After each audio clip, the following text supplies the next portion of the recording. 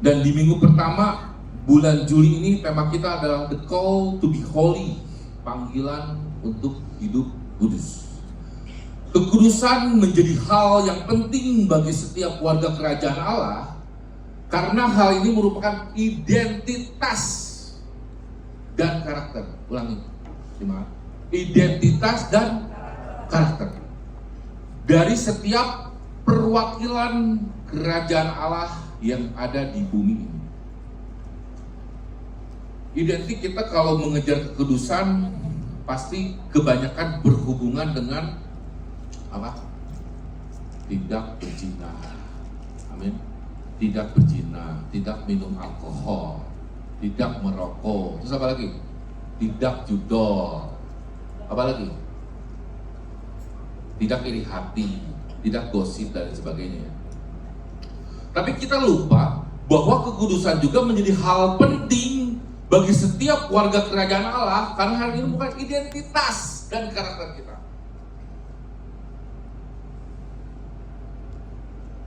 Puji Tuhan, Tuhan di umur 30 tahun, singkat ya Bapak Ibu ya, di umur 30 tahun, saya memberanikan diri bersama teman-teman di Bandung membuka sebuah klub malam.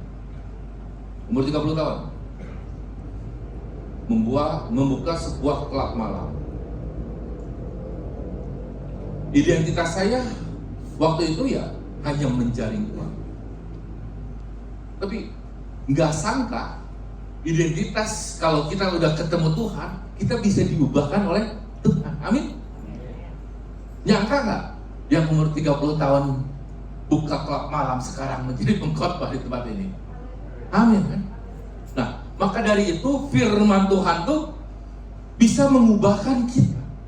Anak muda, dulu saya tuh insecure 10 tahun yang lalu ke gereja tuh insecure. Saya selalu duduk di pojokan, nggak mau mendengarkan firman, merasa firman Tuhan itu sia-sia apa yang saya lakukan juga. Karena bagi saya yang berharga itu hanya uang. Yang bagi saya yang berharga itu apa? Validasi. Tapi seiring kita mengerti firman Tuhan bahwa salib adalah lambang kemenangan bagi kita, Yesus sudah terlebih dahulu buat kita mengorbankan dirinya. Akhirnya kita pelan-pelan sadar bahwa identitas saya harus dirubah.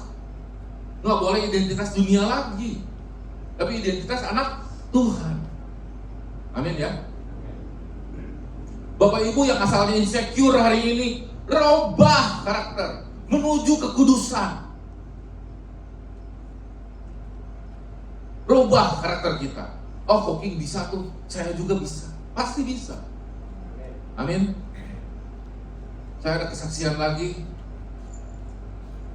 Teman gereja kita juga di sini yang 2 hari yang lalu cerita tentang orang tuanya keributan di rumah tangganya.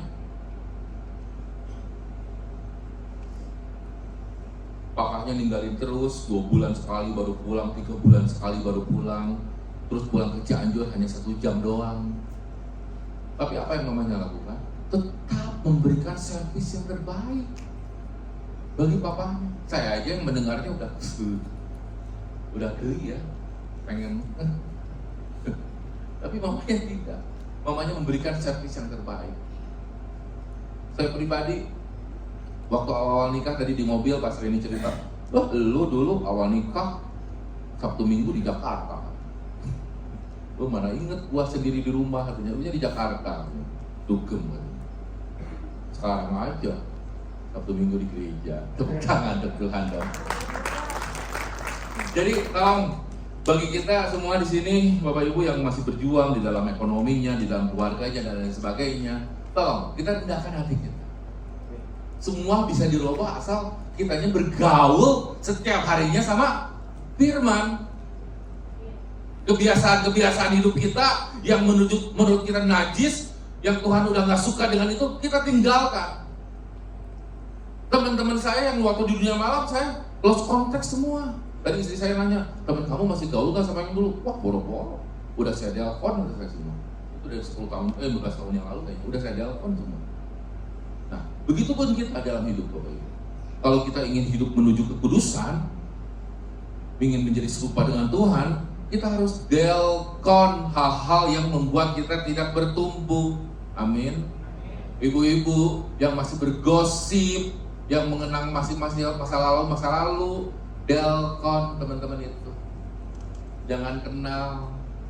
Kita kenalnya firman Tuhan aja. Amin. Karena firman Tuhan yang bisa mengubahkan kita. Jadi identitas dan karakter itu sangat penting untuk sebagai perwakilan kerajaan Allah di muka bumi ini.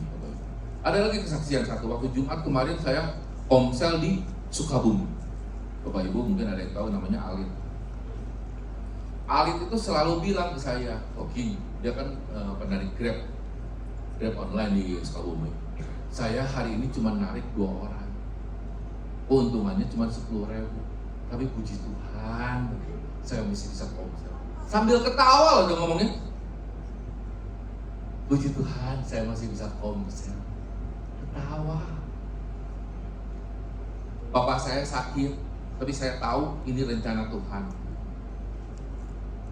Tapi saya bersyukur masih bisa pergi komsel, masih bisa bergereja dengan muka ketawa. Wah, kata saya, Alit, kita foto bareng, cepret. Saya kirim ke grup Rock Ministry Sukabumi. Kalian-kalian yang tidak bersyukur dan bete terus dalam hidup, nih lihat foto Alit, kata saya, ketawa. Karena apa? Karena firman Tuhan. Karena dia menempatkan firman Tuhan dan Kristus itu selalu di atas dirinya. Saya malu waktu komsel kemarin di Sukabumi, saya agak telat tuh, karena si pemilik rumahnya memberi sendloknya ngacok. Jadi langsung dikirim, jadi jaraknya bisa, kalau nggak salah bukan beda rumah lagi, itu beda RW. Beda RW, jadi saya sampai agak ribut dengan satpam di komplek rumah orang lain, bahwa saya bilang ini rumahnya Pak Erik, kata saya di sini saya yakin ini sendloknya. Bukan, kamu sama saya tahu mana? Oh ya juga ya, kata saya. Tahu mana ya? Udah nyampe ke rumah Erik, saya, gimana kamu ngasih sendloknya? Kata saya. Oh iya, ini maaf ya. Saya ada apa coba? Tidak kudusnya apa coba? Alit datang, yang pertama tuh Alit datang tuh. Saya juga nyasar, King tadi gini, tapi dia mukanya tetap ketawa aja. Di situ saya tahu, saya kalah. Ya, biarpun dia tahu ini si pemberi alamatnya salah, ngasih tahu lokasinya, tapi dia tetap bersenyum. Nah, saya berharap yuk kita semua, kita rubah identitas dan karakter kita menjadi apa? Anak Tuhan. Anak Tuhan berdedikasi untuk pekerjaan Tuhan, pelayanan untuk Tuhan, punya uang untuk Tuhan, keluarga, menyenangkan istri, menyenangkan pasangan kita. Percuma Bapak Ibu kejar uang terus, kejar kemewahan terus, kejar validasi di dalam hidup, nggak akan kenyang, haus terus. Bapak Ibu tahu kenapa saya nggak pernah posting di Instagram? Karena saya tahu rasa kenyang saya nggak mungkin di Instagram. Rasa kenyang saya apa? Melakukan firman Tuhan. Tepuk tangan bersama.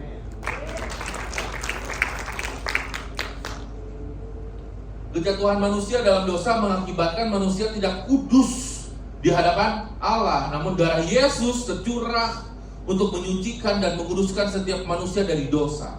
Sehingga orang yang percaya dengan iman dikuduskan oleh darah Kristus.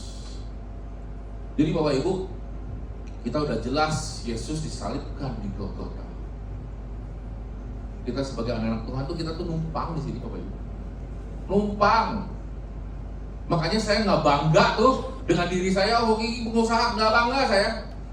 Nggak. Punya tanah di mana saja, bangga? Nggak sama sekali. Saya menjadi PDP bangga? Nggak sama sekali.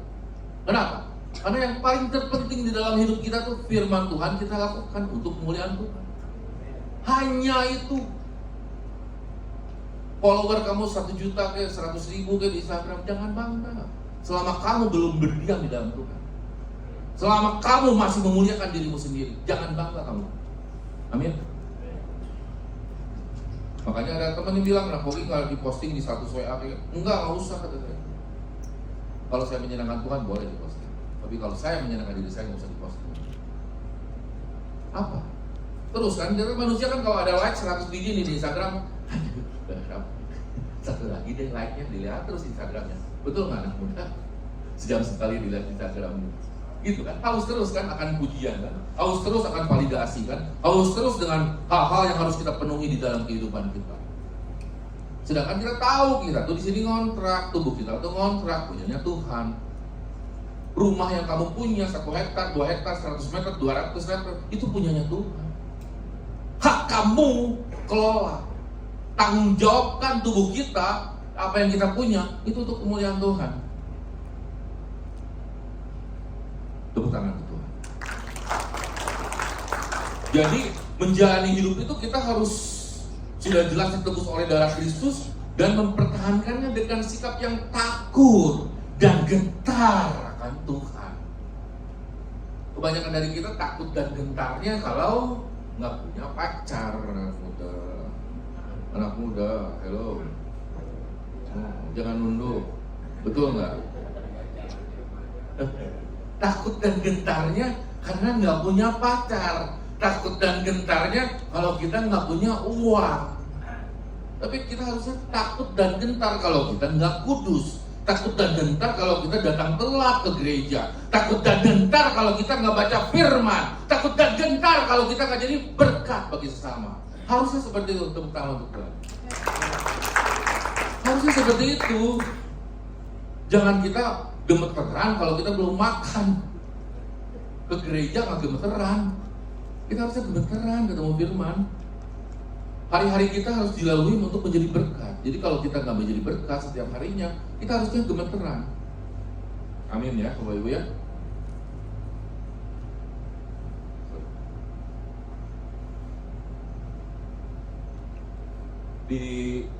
Mari kita baca ayat di 1 Petrus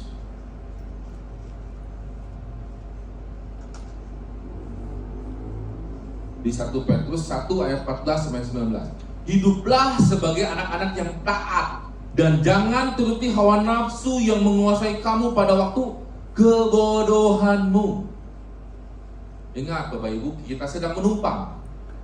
Kita harus taat dengan tuan rumah, yaitu Tuhan Yesus. Jangan lakukan hal-hal yang mengecewakan Tuhan Yesus karena kita masih numpang di tempat ini. Jangan waktu yang sudah Tuhan kasih kita beri untuk waktu yang sia-sia. Di mana waktu kita kosong, kita doakan orang, kita doakan pasangan kita doakan anak-anak kita supaya anak-anak kita menjadi anak yang takut akan Tuhan. Sekolahkan anak kita yang terbaik, bukan berarti sekolahnya yang mahal ya. Yang pasti yang terbaik buat anak kita. Beri makanan yang terbaik buat anak kita. Supaya apa? Supaya kita bekerja bagi orang tua, supaya kita menjadi orang tua yang baik, yang taat, yang rajin, yang konsisten. Itu loh kekudusan. Bukan hanya masalah apa yang masuk ke mulut, apa yang keluar dari mulut, tapi apa yang dilakukan oleh tubuh kita juga. Apakah hati, kaki kita, pikiran kita mengejar kekudusan juga? Saya harap kita semua seperti itu. Tetapi hendaklah kamu menjadi kudus di dalam seluruh hidupmu. Seluruh hidupmu, bukan hanya di mulut ya. Seluruh hidupmu sama seperti Dia yang kudus yang telah memanggil kamu. Ayat 16, sebab ada tertulis, kuduslah kamu sebab aku kudus. Ayat 17, dan jika kamu menyebutnya Bapa, yaitu Dia yang tanpa memandang muka menghakimi semua orang menurut perbuatannya, maka hendaklah kamu hidup dalam ketakutan selama kamu menumpang di dunia ini. Jadi Bapak Ibu, sekarang ubah identitas kita. Kita sudah jelas, kita anak Tuhan, kita harus takutnya sama firman Tuhan. Amin. Kita harus takutnya sama firman Tuhan. Kita nggak ke gereja kita merasa takut. Kita nggak baca firman kita merasa takut. Harusnya seperti itu Bapak Ibu ya. Jangan takut karena ini karena saya dipusuhin sama teman. Nggak ada masalah Bapak Ibu, kita hidup hanya untuk penyenangan Tuhan. Sesama perlu kita senangkan, perlu. Tapi nggak semua bisa kita senangkan. Oleh karena itu, yuk kita lebih perdalam tentang firman Tuhan. Karena firman Tuhan itu loh yang memerdekakan kita. Kalau Bapak Ibu tanya waktu dulu Koking umur 30 tahunan merdeka hidupnya? Enggak merdeka. Duit banyak, tapi nggak merdeka. Kenapa? Karena banyak kebohongan yang saya tutupi. Ada banyak hal-hal yang saya tutupi. Karena lingkungan kerja saya ya orang-orang toksik yang bisanya menjilat, memvalidasi, menyenangkan hidup saya. Itu kan kalau kita bekerja di bisnis atau bekerja di lingkungan yang nggak baik, ya pasti di sekitar kita juga pasti nggak baik. Jadi boro-boro ngomongin tentang pertumbuhan rohani atau tentang menabung atau tentang cara bekerja dengan baik dan benar atau cara berteman dengan benar, nggak ngajarin itu. Di lingkungan kita gimana caranya keluar dari jerat hukum. Seperti itu. Karena kan kita punya alkohol yang banyak dulu. Begitu. Gimana caranya mengelabui kepolisian, bagaimana caranya membodohi orang, itu yang kita pelajari. Lingkungan-lingkungan seperti itu. Pertanyaannya, apakah lingkungan seperti itu mengajarkan sesama kita menjadi takut akan Tuhan? Enggak. Menjadi damai dengan dunia, iya. Jauh kita dengan Tuhan. Sebab kamu tahu bahwa kamu telah ditebus dari cara hidupmu yang sia-sia, yang kamu warisi dari nenek moyangmu, itu bukan dengan barang yang fana, bukan pula dengan perak atau emas. Ayat 19, melainkan dengan darah yang mahal, yaitu darah Kristus, yang sama seperti darah anak domba yang tak berdosa dan tak bercacat. Kita pelayanan di tempat ini sampai umur segini, saya nggak yakin tuh, belum ada di kita yang pelayanan sampai berdarah-darah. Paling keluar uang, keluar waktu, ya, keluar tenaga, keluar fisik. Tapi sampai berdarah-darah kayaknya belum. Tapi kalau ada boleh, nanti kasih tahu. Kita sadar Tuhan Yesus sudah berdarah-darah loh untuk kita, sampai mati di kayu salib, dihina, dicaci maki dan sebagainya. Ya kita harusnya memberi pertanggungjawaban yang luar biasa sama Tuhan. Amin. Ubah identitas kita. Ingat nih, si Koking dulu insecure orangnya juga, selalu duduk di pojok, malu saya. Disuruh doa, wah Pak Abi dulu dah yang doa dah, yang penuh urapan, yang doa dulu dah. Ternyata kita pun penuh urapan. Kita masing-masing berharga di mata Tuhan. Bukan hanya pendeta, bukan hanya pemusik, kita semua berharga di mata Tuhan. Kita punya identitas anak Tuhan, ya kita berlaku seperti anak Tuhan, bukan anak dunia. Kalau kita terus mengejar dunia, haus kita. Haus. Lama-lama diabetes. Udah aja, game over. Ya. Jadi Tuhan Yesus sudah menebus dengan darah yang mahal. Kita sebagai anaknya siap mempertanggungjawabkan apa yang telah Yesus lakukan. Amin. Next.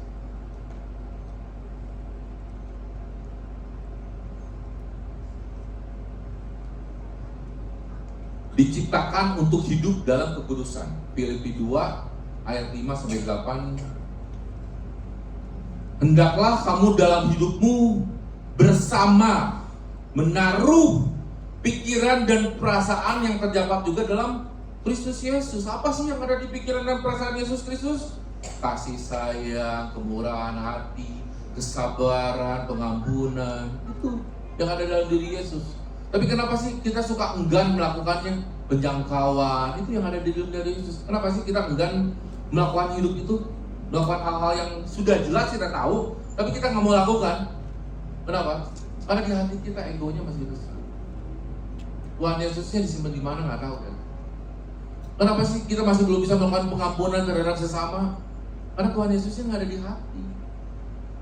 Yang ada di hati dirimu, diri kita yang merasa benar, yang merasa hebat, yang merasa tahu segalanya, yang merasa saya pengusaha, saya pasti lebih pintar di antara pengusaha yang lain. Enggak juga, sama aja.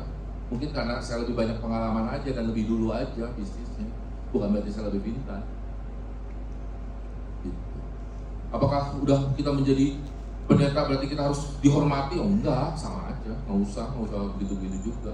Yang penting kita menaruh pikiran dan perasaan kita dalam Kristus, bukan dalam apa yang kita inginkan. Sangat berbahaya sekali Kalau saya berkhotbah di tempat ini, kalau tujuannya untuk supaya saya dihormati sama sesama, dikira baik oleh sama sesama, oh sangat tidak baik saya ini. Saya berkhotbah di sini untuk mengabarkan kebenaran Injil, kebenaran Tuhan, bukan kebenaran saya. Saya di sini untuk membantu kita semua sama-sama menuju keselamatan yang sudah Tuhan siapkan. Amin. Supaya kita di sini tuh belajar bersama-sama menjadi pekerja yang baik, menjadi pelayan yang baik. Bagaimana berkorban yang benar seperti Kristus. Bagaimana kita mengatur keuangan kita, bagaimana kita berlingkungan dengan sesama, bersosialisasi dengan sesama. Bagaimana cara kita mensupport gereja ini supaya bertumbuh dan berbuah. Itu yang kita pelajari di gereja. Jadi kita nggak belajar untuk bagaimana cara menilai kekurangan orang lain. Itu bukan di gereja, itu di kafe. Di kafe pun nggak boleh, iya kan? Kafe pun nggak boleh. Jadi tolong pikiran dan perasaan kita tuh harus semuanya ada Yesus di sini. Dari ujung kepala sampai ujung kaki isinya Yesus. Pergunakan kakimu bukan ke tempat yang najis, tapi pergunakan kakimu untuk apa? Mendoakan orang, untuk sujud di kakinya Tuhan. Seperti itu Bapak Ibu. Ayat Filipi 2 ayat 6-nya, yang walaupun dalam rupa Allah tidak menganggap kesetaraan dengan Allah itu sebagai milik yang harus dipertahankan. Kita punya uang nggak harus kita pertahankan, kita beri untuk kemuliaan Tuhan. Kepintaran yang kita punya untuk Tuhan, kita beri untuk ladang Tuhan. Waktu yang sudah Tuhan beri, kita nggak usah pertahankan untuk terus-terusan lihat TikTok atau IG. Kita beri untuk pekerjaan Tuhan. Amin anak muda. Jadi kalau lagi main IG, kalau si papa atau si mama nyuruh bantuin, langsung ya. Jangan nanti 2 jam lagi Pak, belum beres IG-nya. IG mau 20 jam juga nggak akan beres-beres, tutup aja scroll terus. Melainkan yang telah mengosongkan dirinya sendiri dan mengambil rupa seorang hamba dan menjadi sama dengan manusia. Nah ini kita semua hamba, Bapak Ibu. Saya yang khotbah di sini pun hamba. Malahan harus lebih ngerti dibandingin Bapak Ibu, bahwa rupa seorang hamba itu merupakan sebuah kemerdekaan. Jadi kalau kita masih beranggapan bahwa salib adalah sebuah penderitaan, menjadi hamba adalah sebuah penderitaan, berarti Bapak Ibu di hatinya masih belum ada Tuhan. Kenapa? Karena harusnya kita tahu bahwa Yesus yang sudah terlebih dahulu menjadi hamba, itu sebuah kemenangan bagi kita. Amin. Kemenangan. Kenapa? Karena kita sudah mengerti titik terendah di dalam kehidupan manusia. Kita siap berkorban. Jadi setiap ada masalah di kehidupan kita, kita akan menyikapinya dengan santai, bukan dengan arogan, bukan dengan marah-marah, tapi dengan oh iya. Tapi pekerjaan Tuhannya enggak kita tinggalkan. Kan ada tuh banyak orang kalau kecewa sama seseorang, gereja ditinggalkan, ya kan? Gereja ditinggalkan pacar, gereja ditinggalin, salah lagi gereja ya. Marah sama orang tua, gereja ditinggalin. Ya, ribut sama teman, gereja ditinggalin. Ya kan? Nah, kita lupa bahwa kita di sini bergereja bukan kalau kita ada masalah dengan seseorang itu kita harus tahu bahwa kita tuh hamba.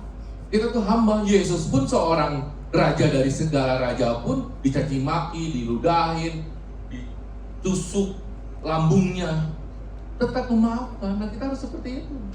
Kita menjadi kudus seperti Kristus. Di setiap hari kita lakukan seperti itu. Pak Munte lagi di bengkel motornya, lagi benerin, ingat, oh ini pekerjaan buat keluarga dan buat Tuhan. Gitu dong, tepuk tangan untuk Tuhan. Ya kan? Kamu lagi belajar di rumah, ini saya mau kudus Tuhan, saya mau belajar. Sekarang saya nggak mau mengecewakan orang tua saya, karena saya tahu saya pintar untuk Tuhan, untuk orang tua saya. Saya bekerja untuk Tuhan, saya nikmati ini pekerjaan saya, gajinya kecil Tuhan, nggak apa-apa Tuhan, yang penting nama Tuhan dipermuliakan. Enggak marah-marah, nggak cemburut, nggak bersyukur. Nah itu bukan Tuhan tuh, itu Roh Kudus. Jadi apapun yang kita dapat di hidup kita bersyukur. Kita hamba kok. Belajar kita untuk menjadi sukses harus, cuman belajar juga kita untuk menjadi hamba di dalam hidup kita. Dan dalam keadaan sebagai manusia, ia telah merendahkan dirinya dan taat sampai mati Bapak Ibu. Bahkan sampai mati di kayu salib. Jadi hal-hal seperti kekudusan ini bukan kita hanya pelajari 2 jam, terus sudah gitu kita lupa, jangan. Ini seumur hidup kita lakukan sampai kita dipanggil Tuhan. Itulah sebabnya Allah sangat meninggikan dia dan mengaruniakan kepadanya nama di atas segala nama.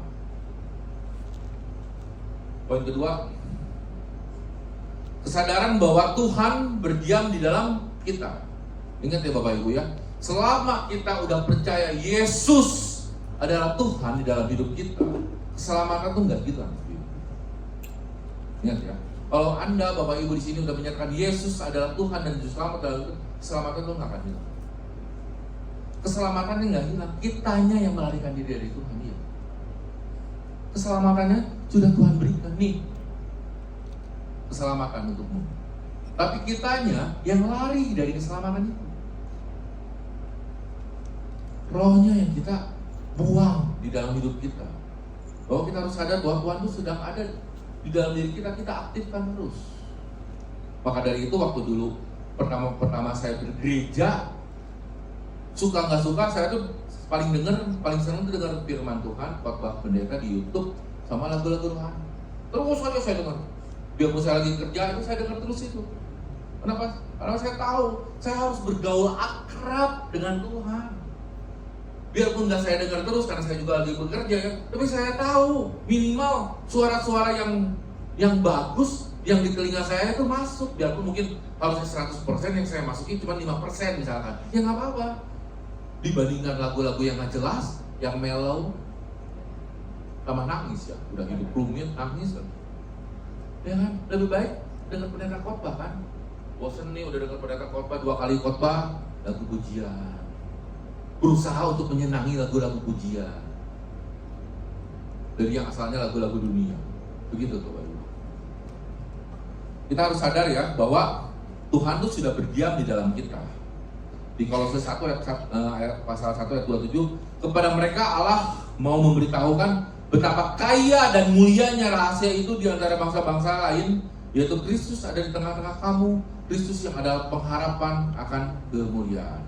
Di 1 Korintus 6 ayat 19, atau tidak tahukah kamu bahwa tubuhmu adalah bait Roh Kudus yang diam di dalam kamu, Roh Kudus yang kamu peroleh dari Allah, dan bahwa kamu bukan milik kamu sendiri. Nah, udah jelas ya, bukan milik kita sendiri loh. Mulut kita, tangan kita, tubuh kita bukan milik kita sendiri.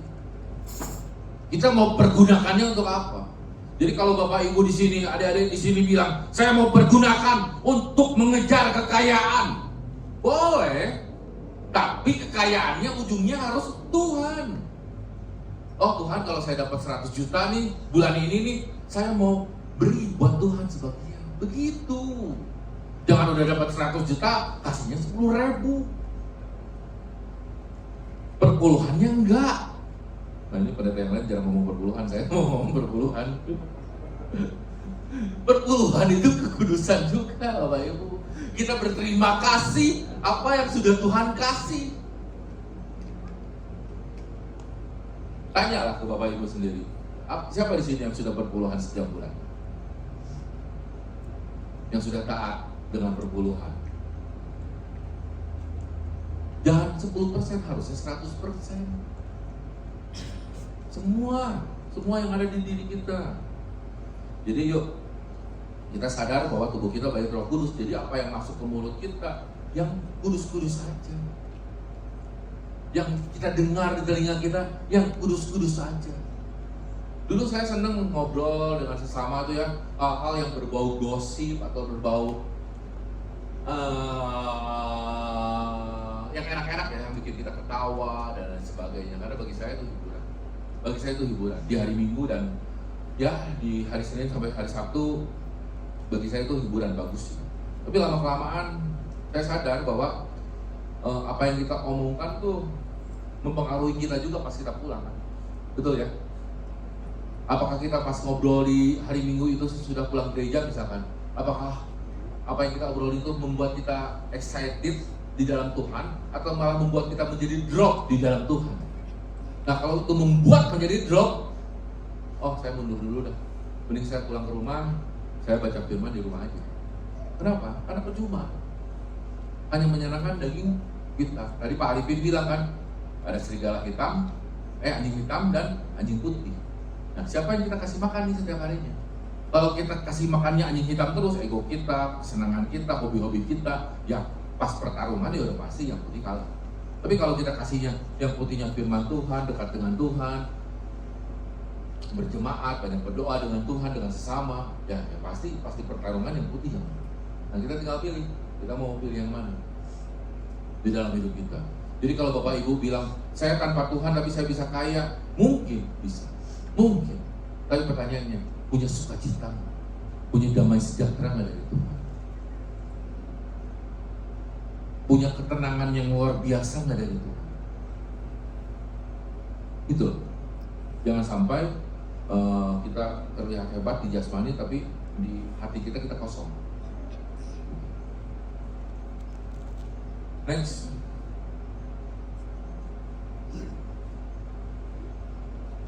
Hidup kudus sebagai ibadah yang sejati. Pemuji-pemuji silakan. Hidup kudus sebagai ibadah yang sejati di Roma 12 ayat 1. Karena itu saudara-saudara, demi kemurahan Allah, aku menasihatkan kamu supaya kamu mempersembahkan tubuhmu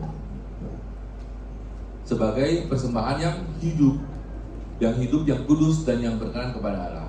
Itu adalah ibadahmu yang sejati. Karena segala sesuatu yang dipersembahkan kepada Allah haruslah persembahan yang terbaik dan kudus. Bapak Ibu, ingat ya, yang buat Tuhan tuh harus yang terbaik dan yang kudus. Jangan kamu pakai energi kamu, spirit yang ini, sisa-sisanya untuk Tuhan. Contoh hal-hal simple, komsel atau ke gereja atau kunjungan ke orang sakit dan lain sebagainya. Kamu ganti hal-hal seperti itu untuk kesenangan pribadi kamu. Sekali, 2 kali kamu ganti. Lama-lama, percaya, Tuhan kamu tinggalkan. Dunia kamu dekati. Kenapa? Karena kamu nyaman. Karena kamu dihargai di tempat itu. Maka dari itu, yuk kita kasih yang terbaik dan kudus buat Tuhan. Tuhan mau kita mempersembahkan tubuh kita sebagai persembahan yang hidup, kudus dan berkenan kepada Allah. Hal ini merupakan ibadah yang sejati.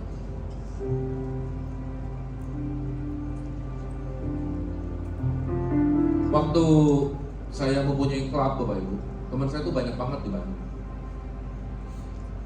Umur 30 tahun, saya udah pakai mobil Mercedes-Benz. Udah ada Alphard, udah ada Mercedes-Benz. Rumah salah satu yang paling mewah lah di Candi.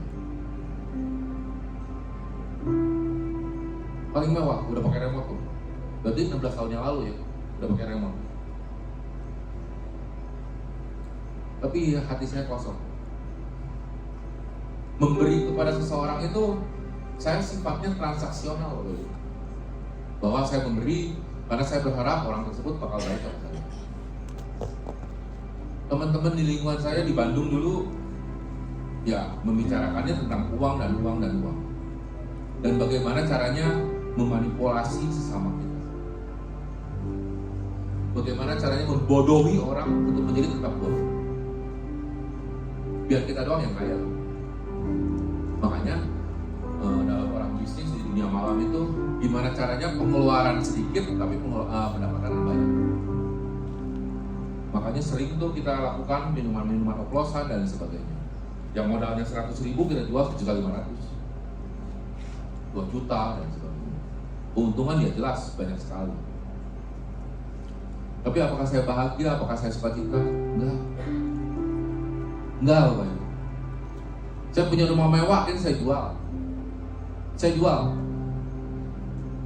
Rumah saya dulu hampir 1.000 meter luas tanahnya. Saya pindah ke rumah kontrakan yang hanya luasnya 36 meter. Itu saya lakukan. Kenapa? Karena saya rindu Tuhan. Saya jual Mercy saya ganti pakai mobil biasa. Kenapa? Karena nggak ada damai sejahtera, sukacita di sini. Saya jual kenyamanan supaya saya mengerti inti dari salib Tuhan itu seperti apa. Saya berani berkorban untuk kemuliaan Tuhan. Saya harap kita semua berani berkorban untuk kemuliaan Tuhan. Kejar kekayaan harus, tapi jangan lupa kejar kemuliaan Tuhan. Saya yakin dan percaya kita di sini bukan hanya untuk menjadi figuran di gereja ini, tapi menjadi pemain utama di dalam kerajaan Tuhan. Mengejar kekudusan merupakan perjalanan seumur hidup dan bukan tujuan sesaat. Selama kita hidup, selama itu pula kita menjaga kekudusan.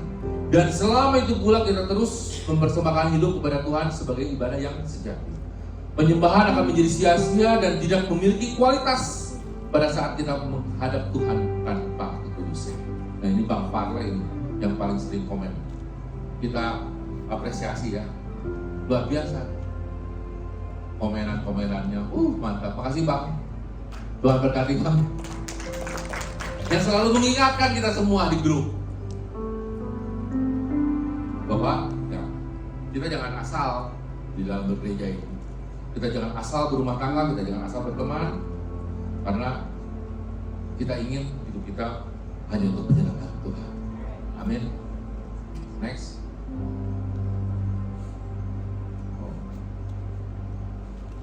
The call to be holy ada 3, merendahkan diri menjadi karakter seorang murid, kesadaran bahwa Tuhan sudah berdiam di dalam diri kita, yang ketiga, hidup kudus sebagai ibadah yang sejati.